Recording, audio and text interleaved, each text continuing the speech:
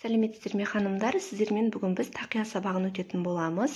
Ең алдымен өздеріңізге берілген лекаладан диаметрі 8-де 5 болатын шеңберді және де ені 6, ұзындығы 47 см болатын осы екі детальды фетрдан қиып аламыз. Және де осы шеңбермен бірдей етіп паутинка, сонымен қатар велюр матасын қиып аламыз. Оны фетрға осылай қазір жабыстырып үтіктейтін боламыз. Ал енді мына ұзындыққа келетін болсақ, бұл жерде тоже паутинка мен велюр матасын қиып аламыз. Дәл осындай ұзындықта 47 сантиметрде, бірақ мата мен паутинканың ені 8 сантиметр болуы қажет. Ең алдымен осы дөңгелек фетрдің диаметрін бір сызықты осылай жүргізіп сызып алыңыздар міндетті түрде, және де оны төменге қарай қаратамыз. Кейін бетіне паутинкамызды қоямыз. Оның бетіне велюр матасын қойып, үтіктеп шығамыз. Сол кезде бір-біріне жабысып әдемі болады. Бетіне міндетті түрде бір қывым матасын қоямыз осылай. Парлы үтікпен бастырып шығамыз.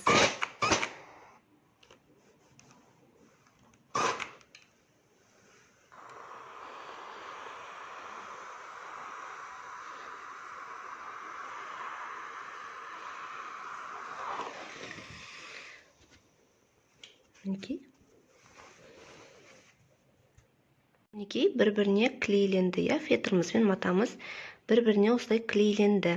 Енді бізде келесі кезекте мына аралықтан сызамыз 1 сантиметрдей. Мына жақтан 0,5, мына жақтан 0,5 асырамыз, және де осыдан жоғары қарай 0,5 асырамыз. Осыны қиып шығамыз. Қиған кезде осындай болады. Ол біздің үкімізді орнату үшін қажетті төбедегі бөлігі. Тақиямыздың ұзындығын фетр мен матаға клейлейтін боламыз. Ең алдымен осы велюр матасын түгі төменге қарап тұрғанын ескеріңіздер. Бірінші осы матаны жайып аламыз. Одан кейін бетіне паутинкамызды қоямыз. Мына паутинкамен жұмыс жасағанда өте мұқият болған жөн. Себебі мынау кішкене былай асып кетсе, үтіктеген кезде астындағы матаны бүлдіру мүмкін. Сол жағына мұқият болыңыздар. Осылай орнатамыз. Кейін оның бетіне жоғарғы жағынан теңестіріп фетрді қоямыз. Және де үтік мына клейге тиіп кетпейтіндей етіп, жоғарғы жағынан бастап үтіктейміз пармен. Барлығын осылай үтіктеп шығамыз. Мен төбе жағынан бастап уже үтіктедім. Енді мына жағын қараңыздар, шамалы ғана үтік мына паутинкаға тимейтіндей етіп үтіктедім. Енді мынаны былай қайыра отырып, мына жерде паутинка артық шығып тұр, соны ішіне қарай былай қайырамыз. Қолмен ұстап отырып, жиегінен бастап былай қарай үтіктеп шығамыз.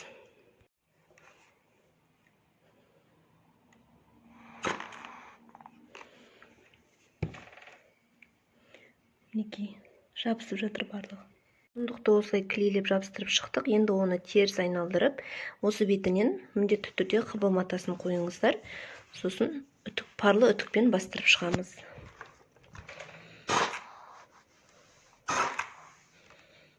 Осылайша біздің ұзындығымыз дайын болды тақиямыздың. Мінекей, барлығы жақсы жабысты. Мына жақта кішкене артылып қалды, менде оны былай қия саламыз. Осы жерде ескерте кететін жайт, сіз тақияңыздың осындай алдына оюмен тіккіңіз келсе, онда мына ұзындықтың қақ центрін тауып аласыз. Түгі төмен қарап тұр, мінекей. Мынау бізде астыңғы жағы. Қақ ортасын тауып аласыз, және де оған оюңызды осылай орнатасыз қақ ортасынан. Мынау бізде жабысатын ою, сондықтан оны да парлы үтікпен осылай қақ ортасына қойып үтіктеп аласыз, және де мына тігіс оюдың бойымен тігіс жүргізіп шығасыз. Сол кезде мынау кейін клей ашылып кетпейтін болады. Жақсы бір-біріне бекітілген ұқыпты жұмыс болады. Бұл тақияда ою тікпеймін, сондықтан қазір мінекей бірінші осы шеңберге мына енін былайынан алып келіп, зигзаг тігісімен айналдыра тігіп шығатын боламын. Мына шеңберді былай қарай айналып келеміз. Зигзаг машинасының функциясы, менде мінекей қараңыздар, сыға қойдым мына жерде. Және де мынау бірде тұрады. Кейін ара қашықтығын 5-пен тігеміз.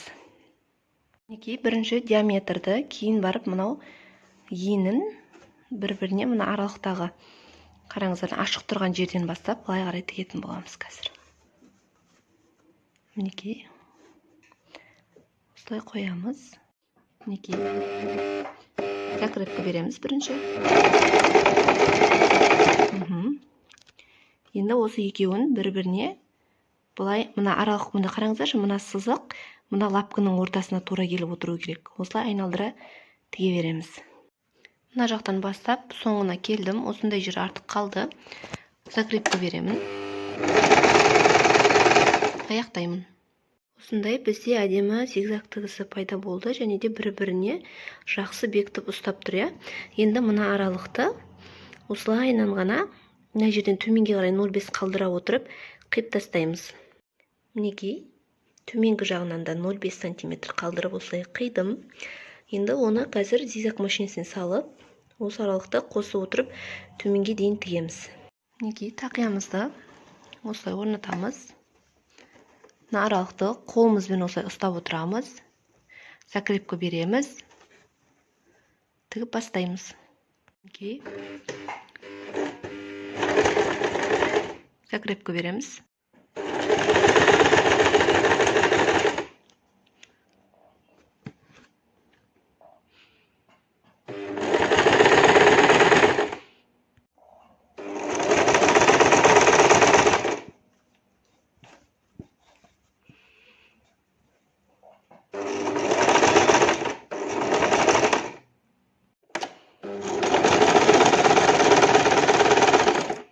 Осылай тігіп аяқтадық.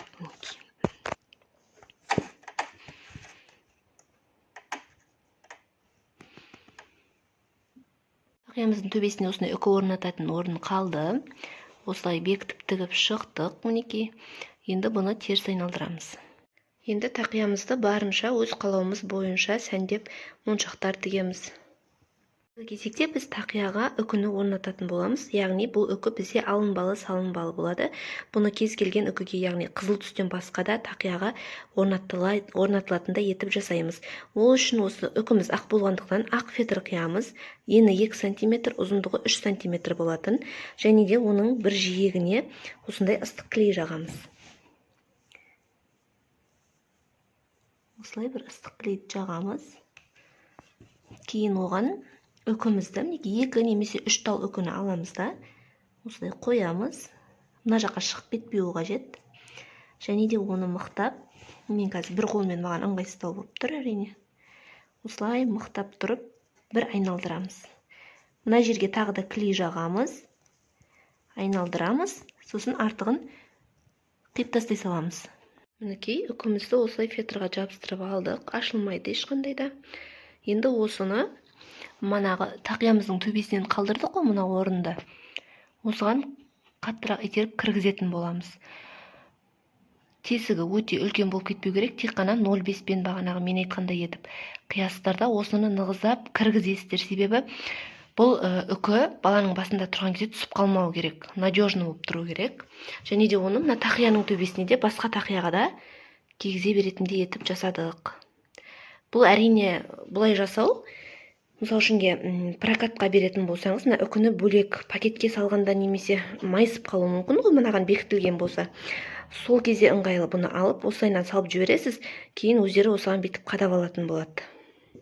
Мен тақияға үкіні орнаттым. Ешқандай да қозғалмайды. Міне. Астынан қарағанда осылай. Ал егер жоқ, маған бұл ұнамайды десеңіздер, дәл осылай кіргізгеннен кейін, міне астыңғы жағына түбіне ыстық клей құйып жіберсеңіздер, бұл қатып қалады осыған. Тақияға қатып, тек қана осы тақияның үкісі болып тұрады. Ал енді мен бұны алдым. Мінекей. Алдым, және де оны басқа тақияға да кигізе аламын. Мінекей, мына тақияға да осылай әдемі болып орнатыла қалды. Тастай болып тұр. Қозғаған кезде ешқандай да былқ-сылқ етіп тұрған жоқ. Төменнен қараған кезде ішкі жағынан осындай болып тұр. Мінекей, мен тақияға резинка тіктім. Ол клиенттің сұранысы бойынша. Яғни, бұл жердегі ең басты ескере кететін жайт, ол әрине ара қашықтығы. Мына жақта сіз артынан есептегенде қай тұстан алсаңыз, екінші жағынан да тура сондай ара қашықтықта өлшеп алып, резинкені былай ішке қарай қайыра отырып, мына жерден 2-3 қайтара закрепка беріп, тігіп шығасыз. Сонда ол баланың басында қозғалып кетпей, осыдан ұстап тұратын болады. Енді мен бұны қазір мындай тастармен әдемілеп өзімнің фантазиям бойынша тігетін боламын. Қажеттеріңізге жараса көріп осылай тіксеңіздер де болады. Ешқандай қиындығы жоқ. Өз қалауыңыз бойынша тіге бересіздер.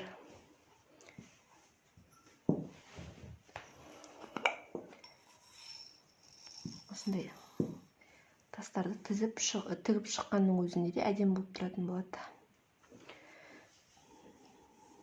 Осындай бірінші бесеуін алам.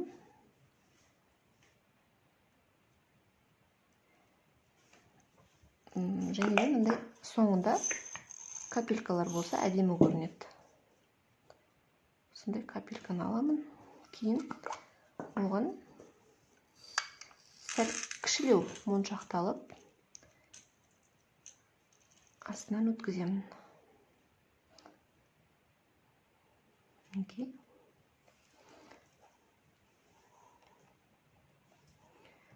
Енді осыны кері қарай қайтаратын боламын. Яғни мына жіптен былай қарай өтеді. Мына капельканың астынан өткіземін.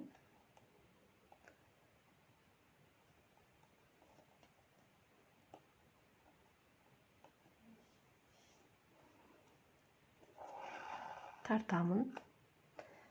Сәл бостау болып тұрған жақсы. Егер қатты тартып қосаңыз, осындай болып қалады да. Осылай еркін тұрса, мінекей, әдемі көрінеді. Қайтадан шыққан жерге кіргіземін жібін инемді.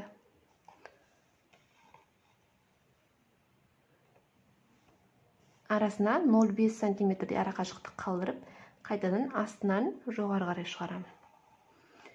Ал келесі моншақ менде мынадан ұзынырақ болып түскені әдемі көрінетін секілді. Мына жерде 4-5 алсам, енді келесі жолы 6 жемшік тізіп алатын боламын.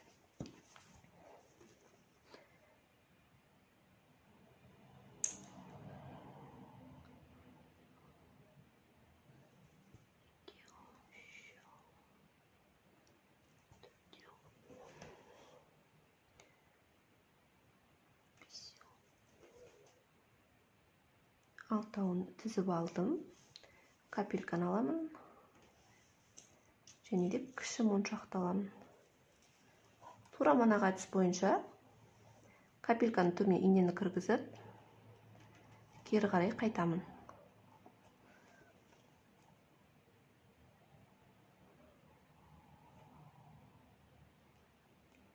Қайтадан сол шыққан жеріне кіргіземін инені.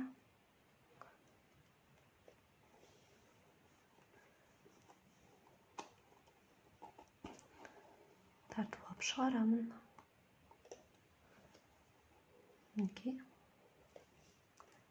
Сәл бостау болып тұр.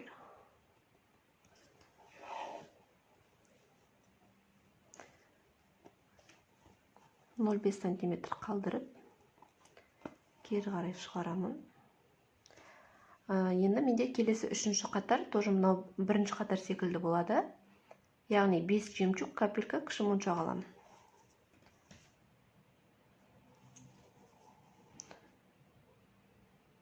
2, 3,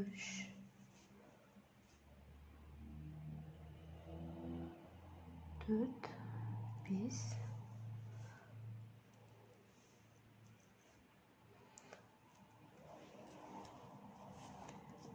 Тура мынаға әдіс бойынша кері қайтамын. Капельканың астынан өткіздім инені. Жіпті тартып шығардым.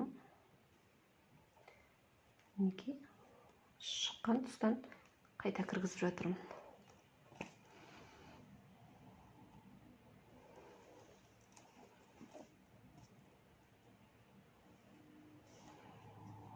Сонда менде осындай сәукеленің жиегінде тұратын сияқты сәл ұзынырақ моншақтар пайда болды. Келесісін мына аралыққа дейін, яғни бұл жерде мынаны қалай тіксем, үшеуін аяқтағанда да солай үшеуін тігетін боламын. Ал оған дейінгі ара қашықтыққа мен кіші моншақтармен осылай салбыратып жүргізгім келіп тұр. Мінекей 0,5 қашықтықта қалдырдым. Ұшынан ғана, мінекей мына жақтан қарағанда қатты мына жаққа қарай ине өтіп кетпесін, әдемі болмай қалады. тақияның ұшынан ғана тіккен сүйкімді көрінеді.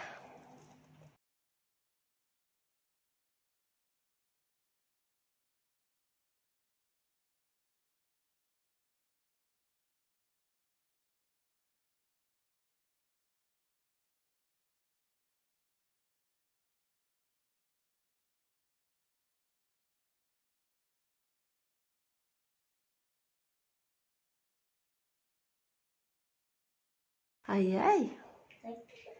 Ага.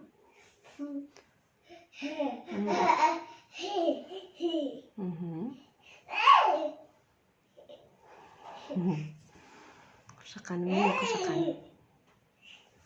Мамасының қошақаны. Мама. Ол. Ай-ай. Ай-ай.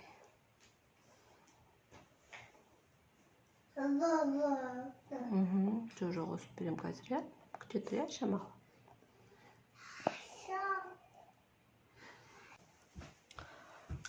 Мына аралықтардағы моншақтар бізде бірінші мына қатарды, екінші мына қатар, енді мен үшінші осы қатарды жүріп келе жатырмын. Бұл бізде көктеу тігісі секілді жүреді. Мінекей ара қашықтарына 1 см немесе 1,5 см қалдыра отырып тігетін боламын. Яғни өздеріңіз қалаған кез келген моншақты инеге тізіп аласыздар.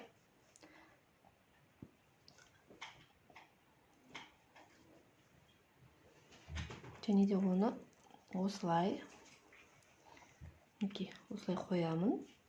Осын моншақтың түбінен кіргіземін. Тағы да арасына 1 см жер қалдырып, инені қайтадан шығарамын. Бастысы мына резинкеге жібіңіз айналып кетпесін, мұқият болыңыз. Мінекей, тура солай моншақты тізіп аламын инеге.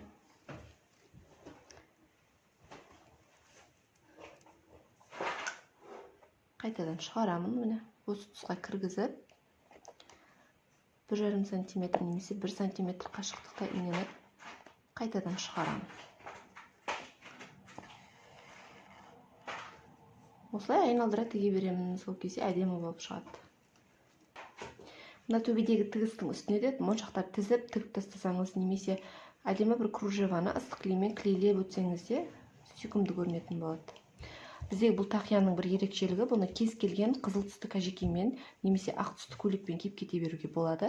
Егер сіз бұған мұндай моншақтарды тізбей тек қана ою салып манағыдай тігетін болсаңыз, ол кезде сіздің кәжекейіңізде де сондай ою болуы керек, бір-біріне сәйкес болуы үшін. Ал бұл тақияның ерекшелігі бізде универсал деп аталады да. Кез келген киіммен, ақ түсті кәжекеймен де, қызыл ою түскен ақ түсті кәжекеймен де киіп кете береді. Сол кезде әдемі көрінеді мінекей. Қазір осыны былай айналдыра тігіп шығамын. Осы үшінші қатарды кейін үкісін осылай орнатқан кезде бізде әдемі тақия пайда болды. Екі жағында осындай салпыншақтарымен, резинкесімен, іші осындай. Осымен біздің тақиямыз дайын.